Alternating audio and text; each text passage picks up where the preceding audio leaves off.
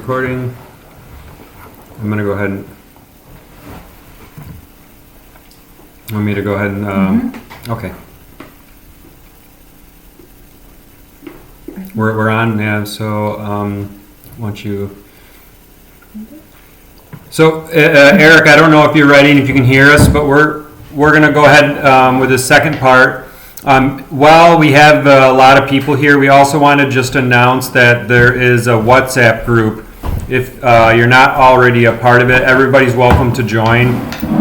I'm going to post my email in the chat, and the easiest way for me would be for people to just send me an email and with your name and your phone number. You need the country code, as you probably know, and then just say you want to join the group, and I'll put you there.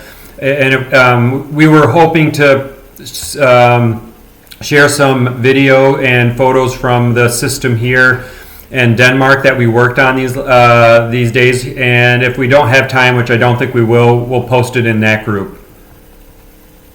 So it's you'll get some more information if you join.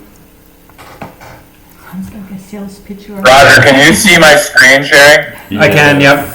We do. And it's advancing? No, actually, it's the same problem that Nibu had. We're seeing like your vision. That is confusing because I just put it in presenter mode. So what you might have to do is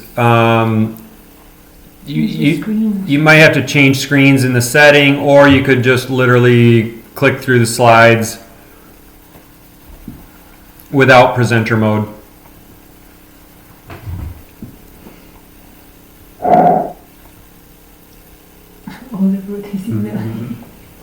Does that work? Perfect. Yeah, now you're good. All right. You have his contact already. Yeah, I don't know if you have the same thing, but I can't see any. I can't see the meeting. I can only see my own screen now. So yeah, you're good. Everything's good. All right. Yeah. So I guess Roger, if anything comes up in the chat or whatever, just let me know because I won't be able to tell. So I'll keep talking. If there's a question that's pertinent, happy to answer it. So okay. Yeah, thank you so much for your presentation, Nibu, and had a similar journey in some respects to my own. And thank you, Roger and Josipa, for putting this together. All right, so I'm just going to jump into it and give a little bit of my story and how I got here and what's happening. So, just as a super quick background about myself and how I came here in the long term. My parents are immigrants. My father's from Switzerland, and he grew up where they grew as much food as they could because they were super poor, and that meant having trees and vegetables next to each other. It wasn't Syntropic by any means, but it was kind of like you had to manage things that were close together, and you would have to prune the trees. And so that's where I grew up. We had gardens like my dad here. There's like 4 different kinds of fruit trees and potatoes and a bunch of weeds and squash, and everything's, you just manage it and try to get everything to grow a little bit. And so I kind of was a little bit comfortable with that chaotic idea when I was growing up. And they're also really important environmentalists. They always had us outside being passionate about nature. So that's how I got that part of my background. And then when I went to college to undergraduate for biology, and then later went to grad school for environmental management. And part of what determined that course was when I was 23, I very serendipitously got to go spend a summer randomly with an indigenous family in Oaxaca in Mexico, in la Sierra Norte. And so there's Zapotec. It's a Zapotec town, like 5 hours bus ride into the mountains. And there was no program, not even woofing. I just met them and had nothing better to do that summer. they said I was the only immigrant worker that went the wrong way across the border, and it was pretty awesome. And they basically grow everything in the milpa system. So it's a very old system of agriculture that does a lot of the same things that Syntropic tries to do as well. Definitely a lot of differences, but I guess I didn't really understand at that time. So yeah, they were really influential in me understanding, learning about agroforestry. I didn't understand, like, for example, can you see my mouse when I use that? Mm-hmm. Yeah, we can see it. Okay, cool.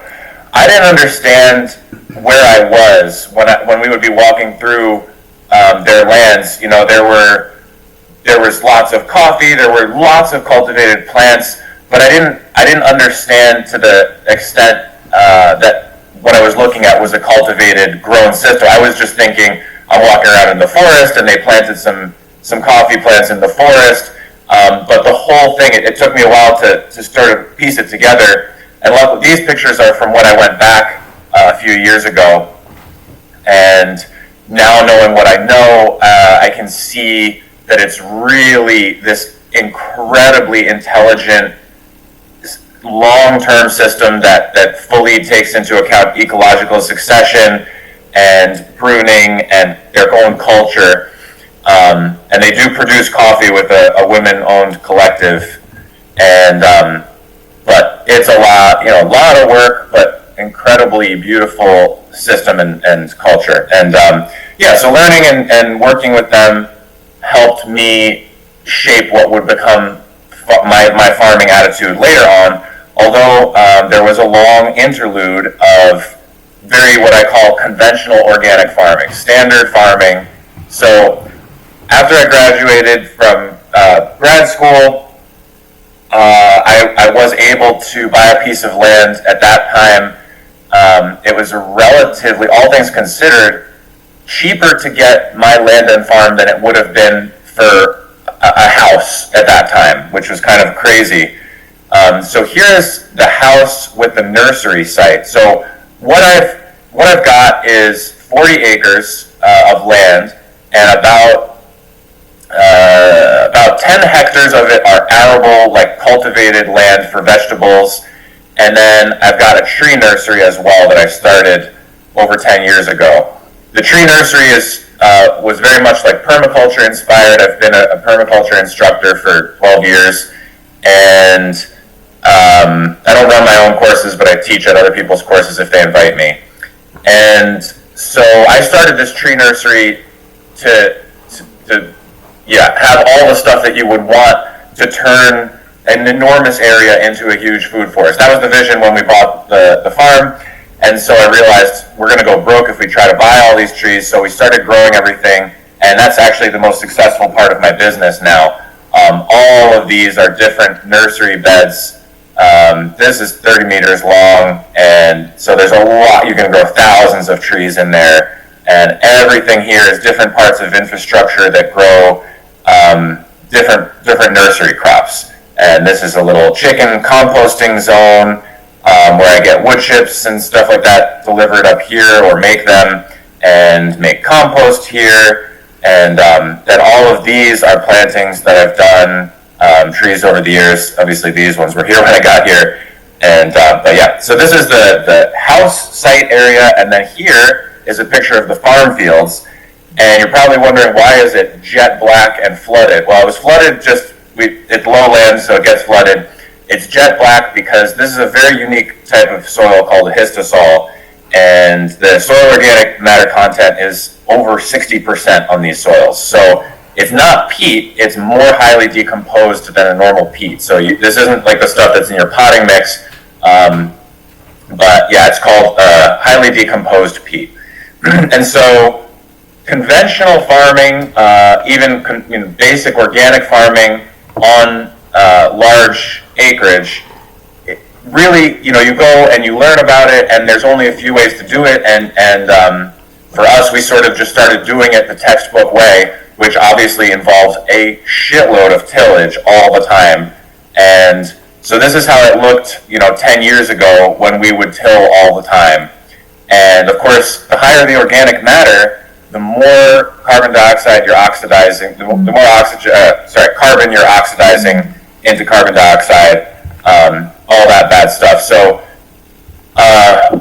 but you can't put mulch on this kind of acreage. You know, when you're looking at 10 hectares of land here, you can't just mulch it with wood chips. It's impossible. So the first way that we try to deal with that was plastic, just like every other organic farm around here.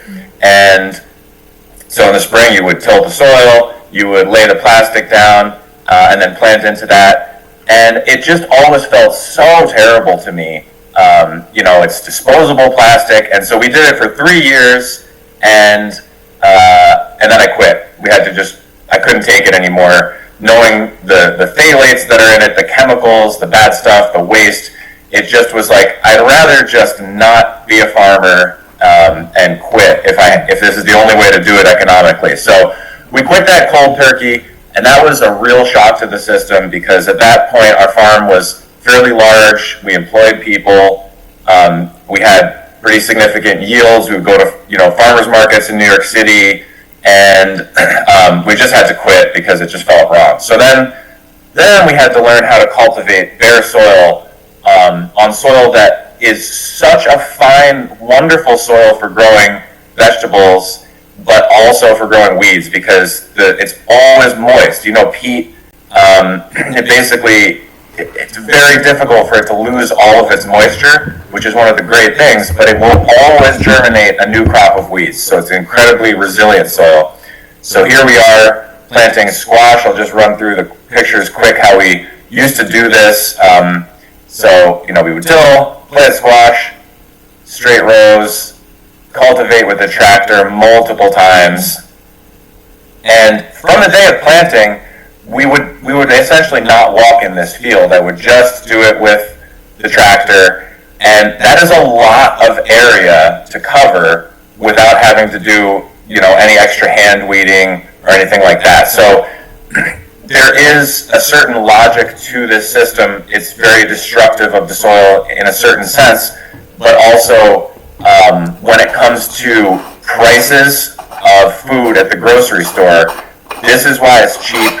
And this is why it's hard to compete against this kind of growing, because, you know, we can grow 5,000 pounds of squash here with a few hours of planting, a few hours of tractor cultivating, and, you know, I would use very, very little, if any. Some years I use no fertilizer, because this is just a soil that mineralizes a lot of nitrogen and makes it available. So it was already fairly low input and high yielding. So it was hard to change away from this, but we're slowly changing away from that.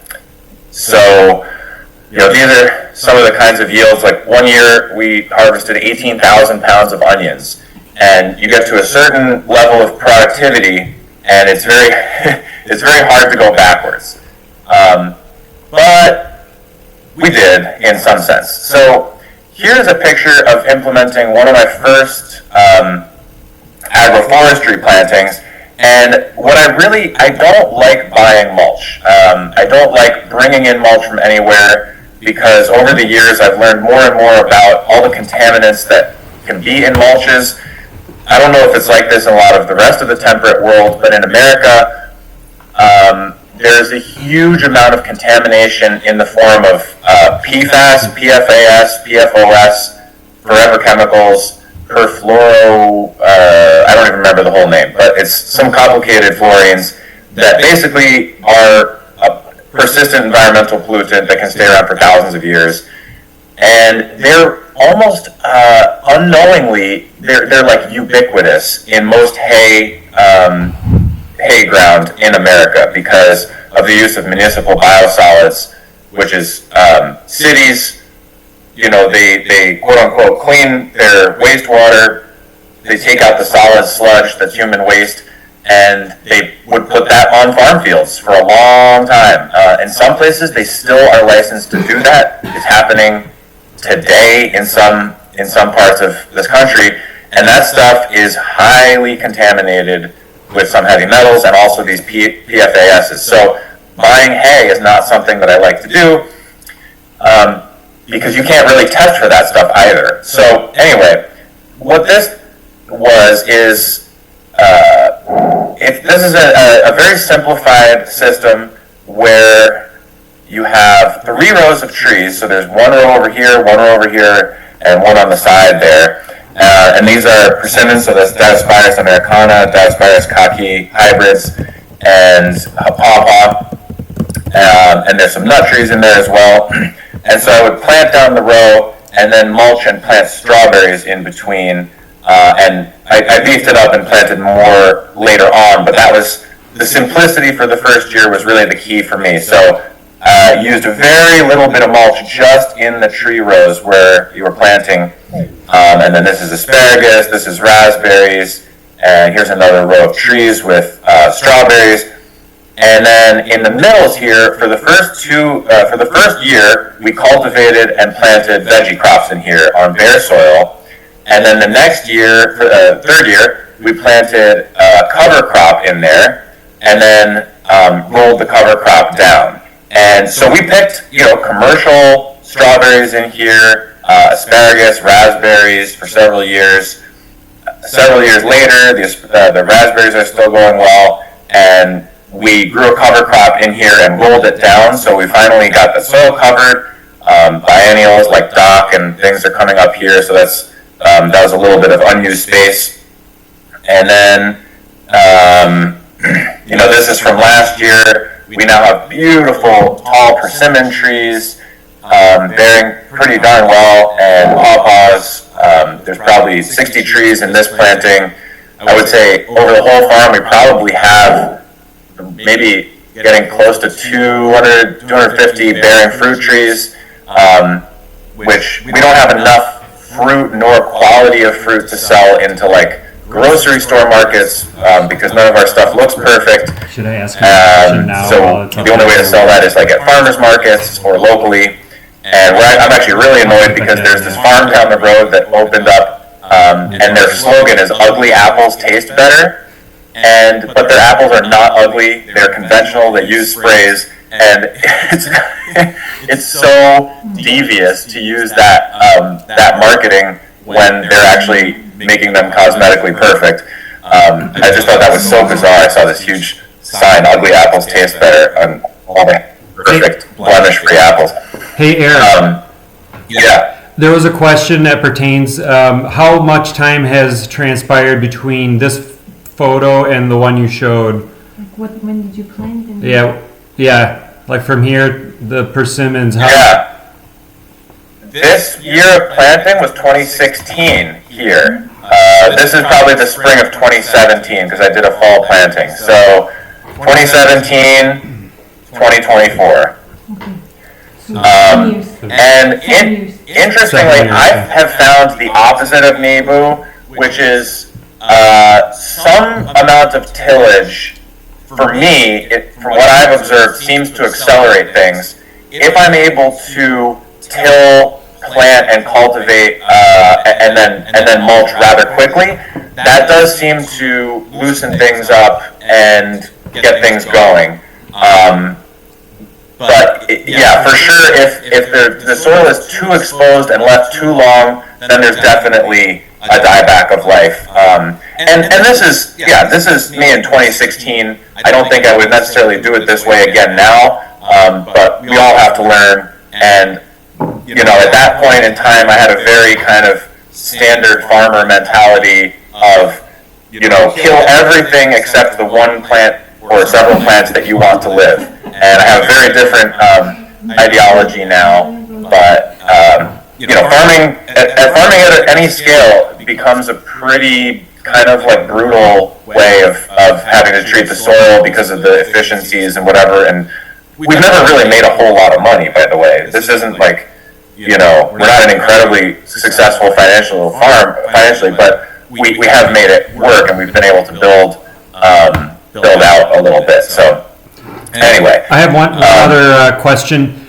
On your screen, can you see the little icon at the bottom that says you're sharing your screen? Yes. And can you click the hide button on the far right so we can see the whole? Yeah, thank you. Sure. Okay, cool. Yeah, so where was I?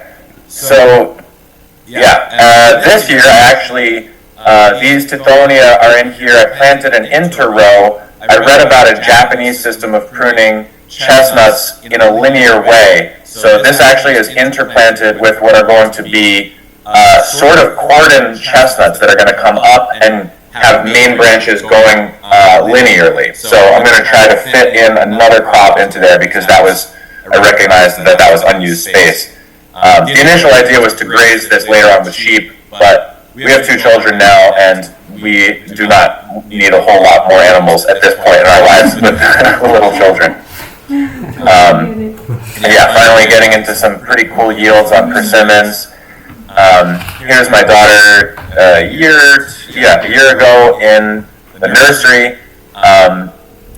Anybody who's into syntropy or permaculture, I highly recommend, even as a lot of people start with vegetables, but also start with the nursery, because once you have the ability for almost no money at all to generate thousands of trees, it makes it so that planting these incredibly dense, diverse plantings really becomes accessible. I have no problem of planting out experiments now where I overplant and can feel like I'm doing the real effort towards syntropy of having that density that a forest would seed, because I'm not really buying the trees. A lot of these nuts I harvest, a lot of the fruit seeds I harvest from eating, or depending on the species, if they come true for type or whatever.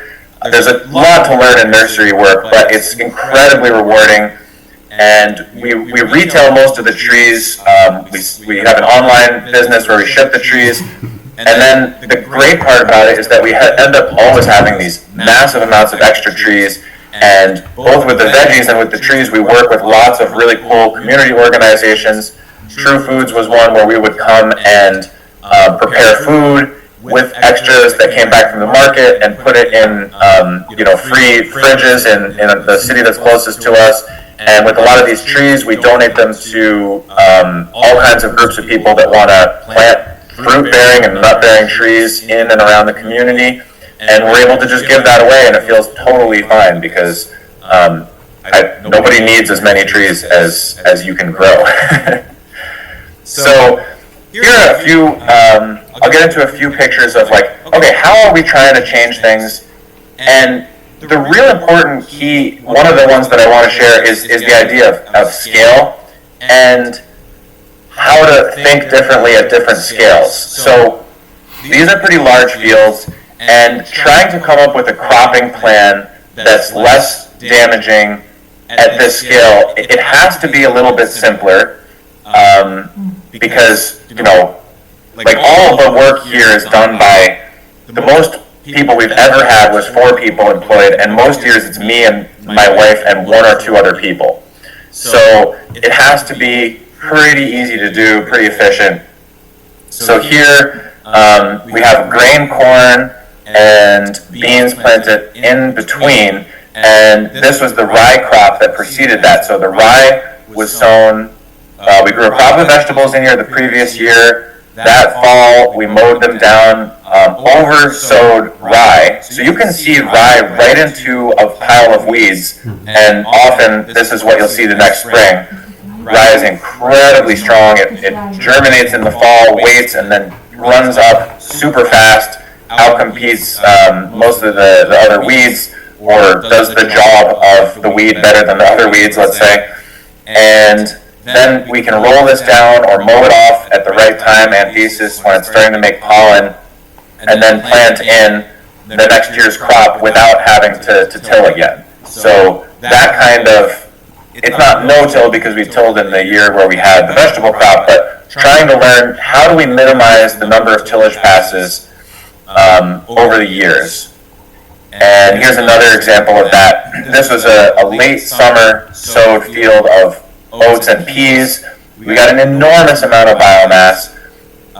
We laid that biomass down, and then here we are planting garlic into that biomass, and then so we're planting garlic every other bed, and then the biomass in these beds is going to get raked over, and a new cover crop will be planted in the other beds, so we'll have tons of biomass. And so this has been, I've spent about 2 years trying to figure out these lower till biomass on-site production systems so that I can feel comfortable when it comes time for me to plant some actual perennial tree-based systems into these larger fields, because it's very intimidating. These fields are nearly 1,000 feet long, and it's a lot of work. If you do anything wrong, the management will get away from you, because if you have to spend an extra minute doing something times 1,000, good luck.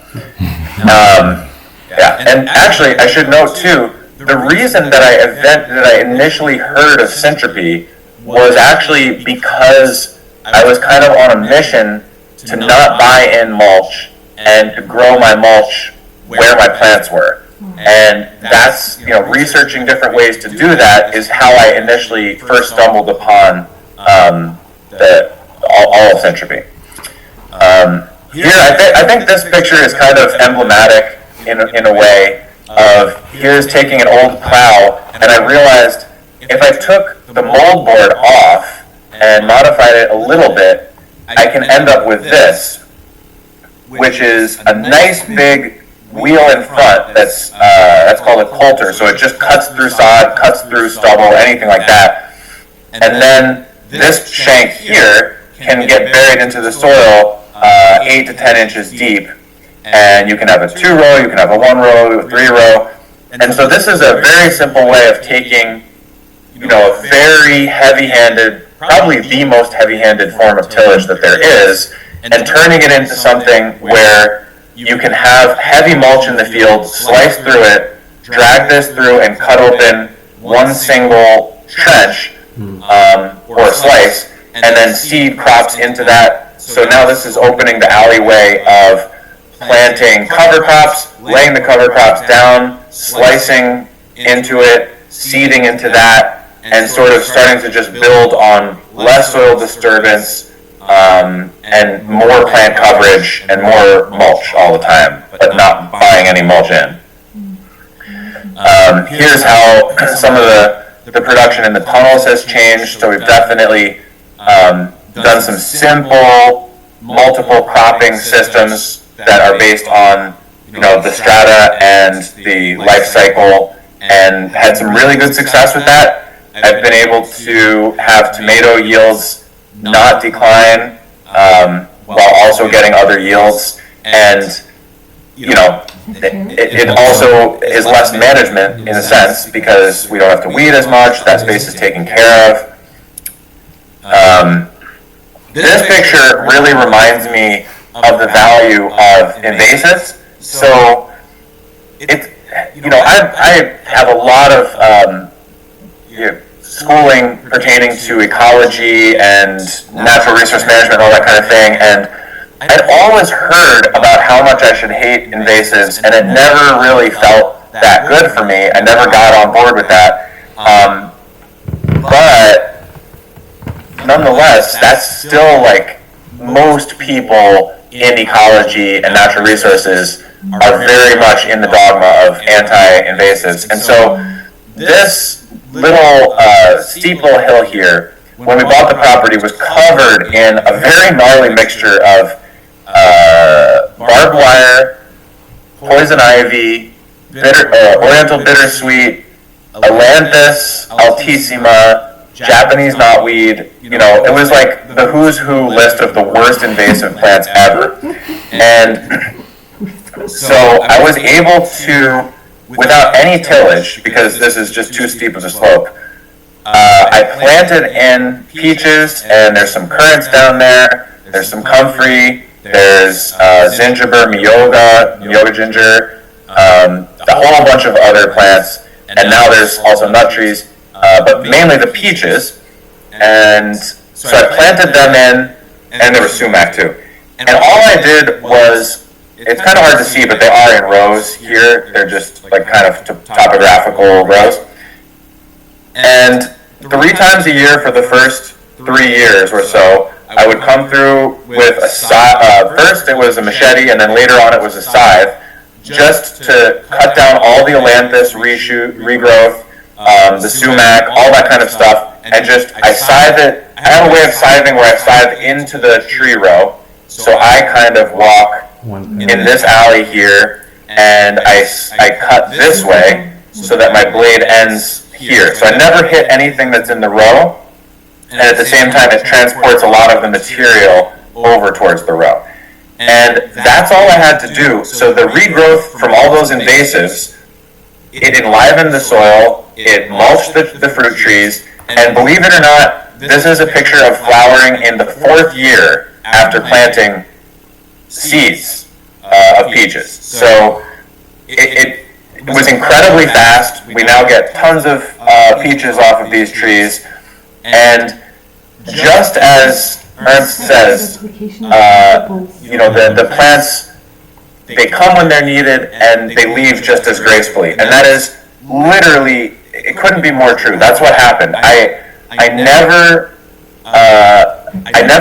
poisoned these trees or anything like that. I just cut the ailanthus, and then when the canopy of the peaches reached so that it closed, the regrowth of the ailanthus became so weak, and one year I sliced them one time and they never came back.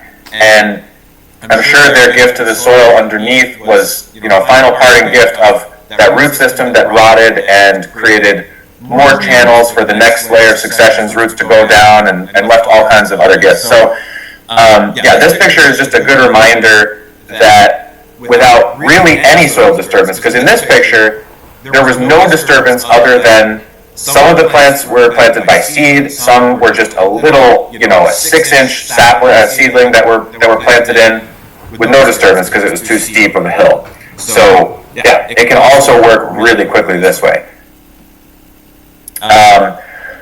Another thing that I'm working on a lot is trying to manage grass. In temperate systems, we have unique challenges compared to the tropics and the semi-tropics, arid regions.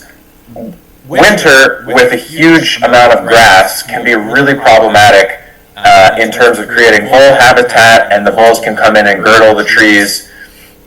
And there's a lot of ways to think about that, but the whole idea of wondering what is the task of the pest, or not even a pest, right? They're not pests. What is the task of this being in the system? Why do we keep thinking of them as pests?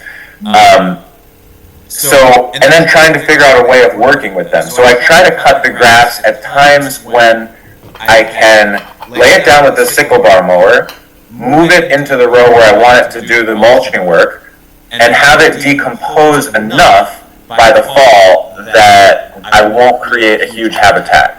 But then also, you don't have to worry about that forever. These persimmons now are big enough that they don't get girdled. So that girdling issue really happens when the forest system is coming into an earlier stage of succession. So we've got like grass that doesn't have any tree roots in it, and the first waves of tree species, woody species coming into that, sometimes the rodents say, no, we don't want that yet.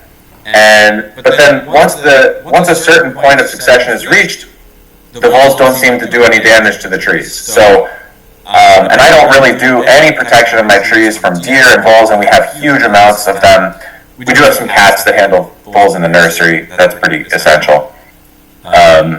Here's another picture of, this is just grass cut on site around, put in here, and we've got rows here of sweet corn and watermelons and lots of nursery crops. That's a fun way for me to get more value out of space. There's a lot of variety hazelnuts, there's some grafted fruit trees and grafted nut trees, and we still get to have food for the year, but then we've got all these other yields that come out of there. And then in the alleys here, I planted Sudex, which is a hybrid Sudan grass, and here's it a couple, I don't know, this is probably in June 1st, and this is probably July 31st, so not that much time, putting on a ton of growth, and then all of this Sudex grass was cut, fed to the row. We harvested lots of sweet corn that we're eating over the winter, and then harvested lots of nursery crop out of there. Oh, those are nursery trees. This one is a really cool design for a form called Multitron by Scott Hall. Wonderful course Scott has, Syntropia.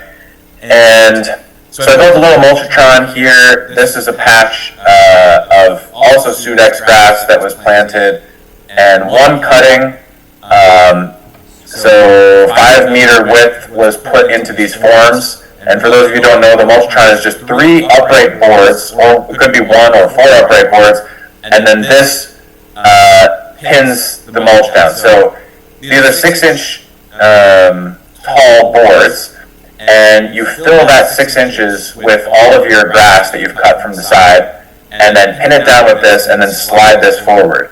And so you end up with this beautiful mulch row, and the middle is still clear, so you can plant right into it, you can seed right into it. Fancy options have a seeder on the front of here, so as you're moving it, it's seeding. I thought that was just a really wonderful design.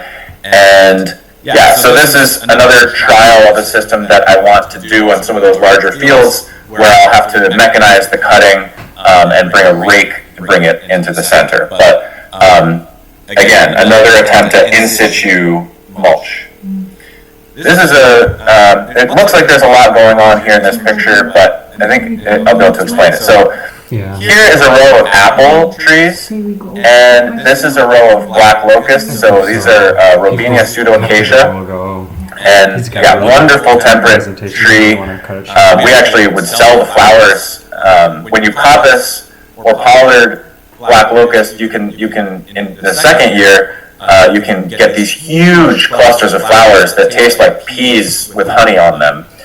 And you can harvest them, they stay good for about 2 days, and so you can harvest them the day before a farmer's market. And we would make, in the spring, when there's not that much other stuff going on, we would make an extra $300-400 per market just based on black locust flowers. And it only works if they're pollarded, because otherwise this is a black locust and they're 80 feet up in the air. People make fritters out of them. And here I am, this is a planted row where I'm cutting them, and this is a very, very thorny species, so it's still possible to work with thorny species.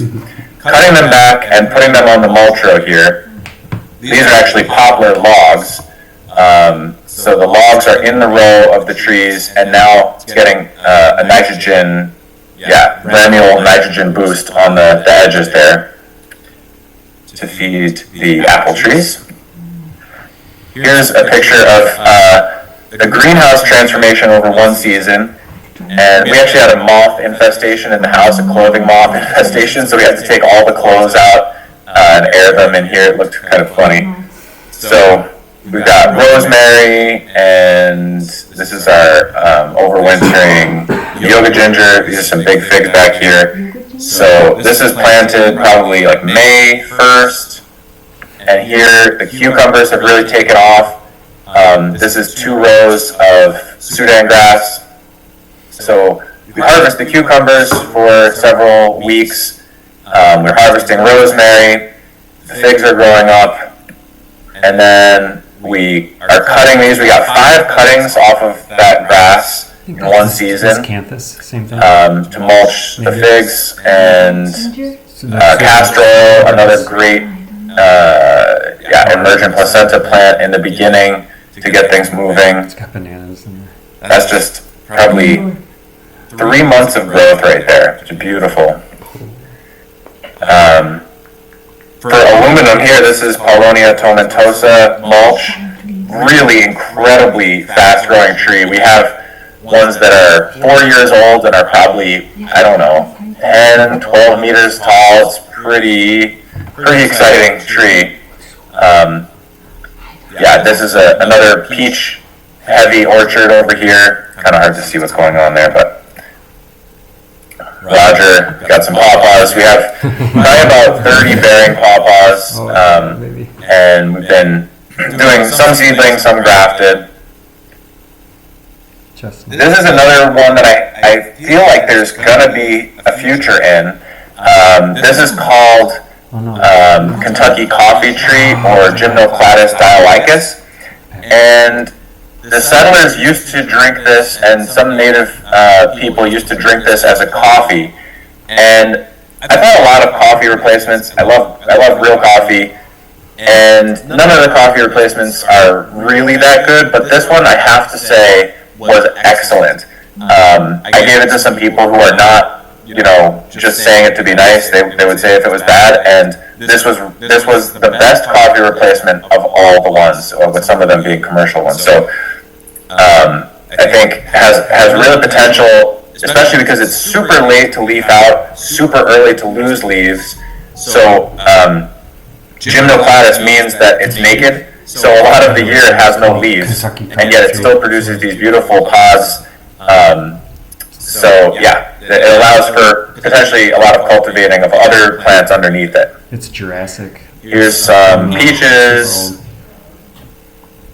Here's a project that I've been working on this winter that I'm pretty excited about. Many of us are always, all at the stage of dealing with starting ecological succession from very early levels, and I wanted to see what it feels like to do that much later in the process. So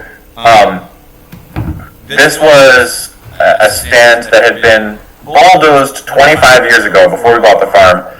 And so this stand of trees is in the Syntropic jargon, it would be early secondary.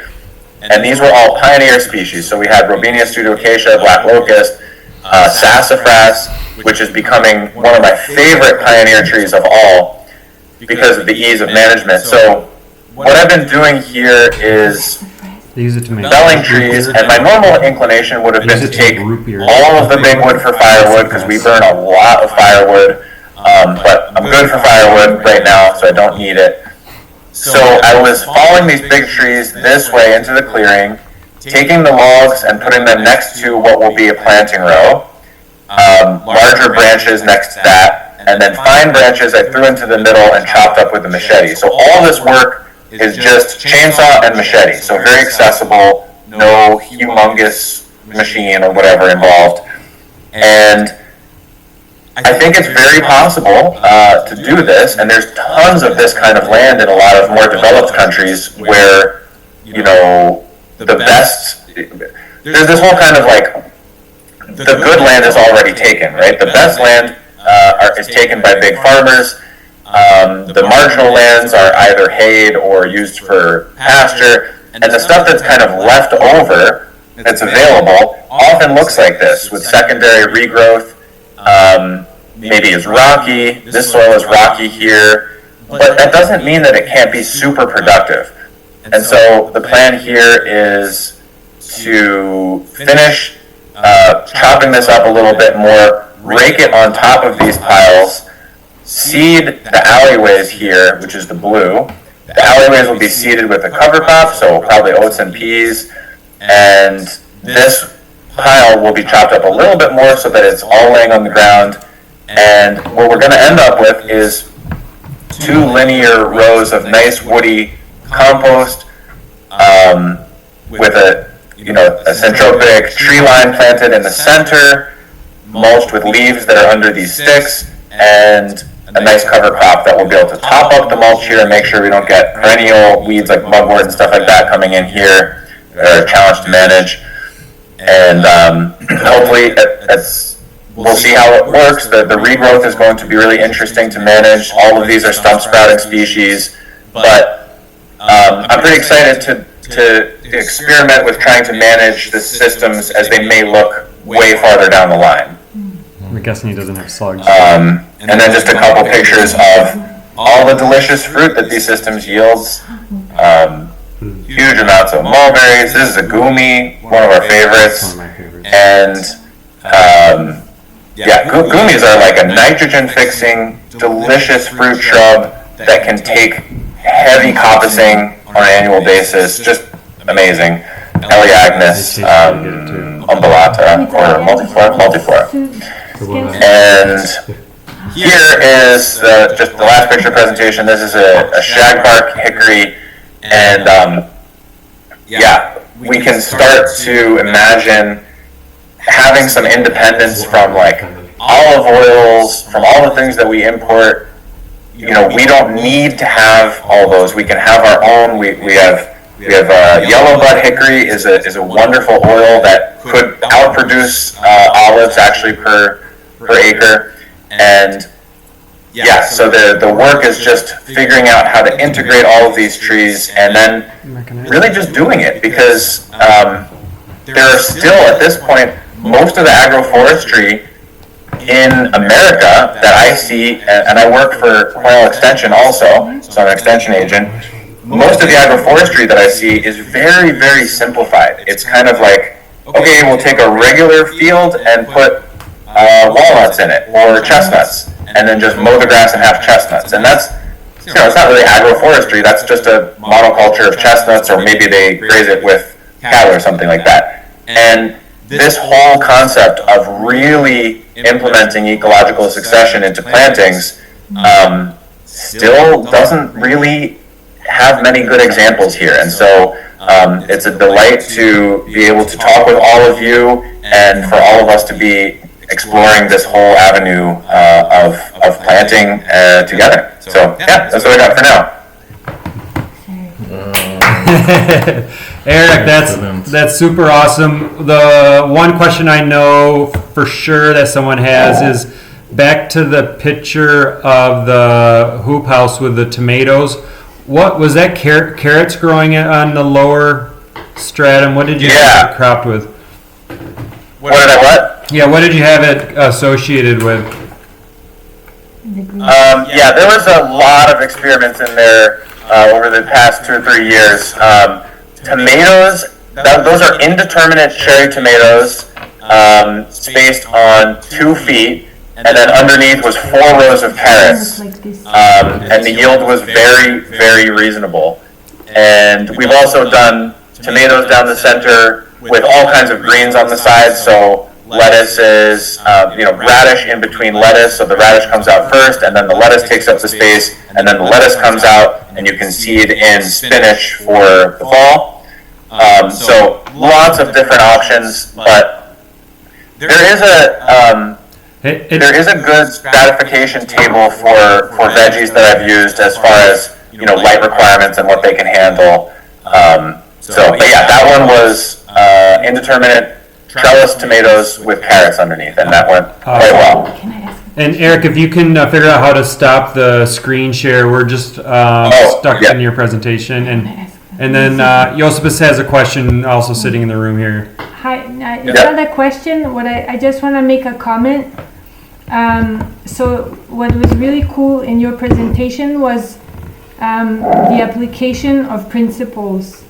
And for people that are very new, there's also, we can share like other intro courses, because maybe there's some jargon. But like I work a lot like Nibu. I've kind of started with Syntropic, like that was my first way. I've gardened veggies, and then I started doing Syntropic growing, like to see how you apply the principles is really, I think that's what's the key. Like you have big land, you have 10 hectares, like you can't do certain things, and I think that really like crystallizes that it's not recipes, it's really like you can take parts and you can, like, this is the first time actually I've seen stuff in a greenhouse, like doing these, like for your nursery with your trees, you're also planting, so all different kinds of ways to apply the principles, and then it seems like everything is ripening, and then when you do your tree rows, it will be very cool, and just the fact like that you had to do certain, like I can't buy mulch, I'm gonna do it. So figuring out all these pieces, these puzzle pieces, and then like it feels like this storm that's brewing, and then we will do, we'll all come to the rows. Because like on the smaller scale, like I love to work with the smaller scale, and you can do a lot of stuff that is impossible on a bigger scale. So yeah, totally. And I enjoy the smaller scale a lot of the times too. I usually feel better when I'm in the gardens, And then the other stuff is just, the scales are just so different, and I want to be able to talk with farmers that are at larger scales. One of the farmers down the road from me grows 200 hectares of tomatoes, and she's willing to change and do other stuff, but it has to really be economical. And so I think the solutions on that end of the scale are also really important too, that we find those. Maybe we can say we've gone over, but we're gonna go a bit. Yeah, does anybody else have any questions for Erik? Yes, I would like to you to remind us the name of this like wood tool that you use to cover your soil. And Mulchitron. yes, Mulchitron, I think he's referring to. okay, and is there like a link where we can get some info on that tool? I think if you search Mulchitron on YouTube, I know Scott Hall has videos of his. I also have a video of the one that I made, so it should be. I found it initially from I don't know if you're familiar, but Scott Hall has like an online platform called Syntropic, and that's a really cool resource where you can ask. You know, it's kind of like whatever, like Facebook, but for just people who are interested in Syntropic. Okay, and it's super cheap. It's like $80 a year. It's amazing. Perfect. Okay. Thank you. Yeah, thanks. And Josipa, should I start wrapping it up, or do you have anything else that you wanted to? I don't have. I just want to ask what zone are you in, Erik? Oh yeah, the climate zone. Yeah, we're in a weird zone. It's the hardiness zone is 6B, so we do get quite cold. But the summers are really freaking warm. Like many weeks over 90, over 30. You know, we get days over 35 Celsius for weeks and months on end, and super humid. So it's kind of like tropical for 3 months and then frigid for 3 months. Wow. Erik, again, thanks for the presentation. I can see you put a lot of work into that, and you put a ton of work and love into your farm there. It's really, really inspiring to see what you're doing. Thanks for having me and organizing this whole thing. It's really, really awesome. Yeah, and to, again, reminder, everybody, we recorded this. I'll post it on my YouTube channel and share it on Facebook and WhatsApp so other people can see this who couldn't join. And a couple things I want to mention. We plan to continue this regularly. Currently, the goal is twice a year. And if anybody else would like to be considered for a presentation, just reach out to me or Josipa. If you have any particular topics or feedback for us, we would love that. And then I'm going to make a little plug for a free training that I'm doing online in February. For people who maybe don't have basic knowledge of Syntropy and want to learn the basic principles in language, on February 9th at 11 a.m. That's Eastern Standard Time, so like New York City. 11 is 5 o'clock. And then on February 15th, the following Saturday at 7 p.m. Eastern Standard Time, I'll have these presentations, probably about 2 hours long, where I'll go through the principles. It's basically the training I give in Haiti, so it's a bit simplified language, so that's easier to understand. Anyway, everybody's welcome. It'll be something like this, and the events are already posted on the Facebook page, Temperate Climate Syntropic Facebook community, and also in the WhatsApp group. And people should join both those groups. I would recommend if you want to keep up to date with developments. Okay, if there's nothing else, thanks everybody for joining. Really appreciate the participation and look forward to seeing you all next time. Thank you. Thanks, everybody. Thank you. You're welcome, everyone. Yeah, thanks again to the presenters.